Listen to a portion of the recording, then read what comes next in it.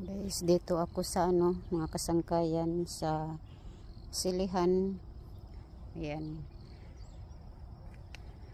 Puro na mga red. Ayan. Yung talaga, yung red na mismo na color, yun yung pwede pa naming pitasin. Mga ganitong kulay na ba yan, labsag, ba yun, yung hindi masyadong hindi na namin pipitasin kasi pag na-dry to parang yellow. So pag giniling siya, hindi siya magiging red na yung powder.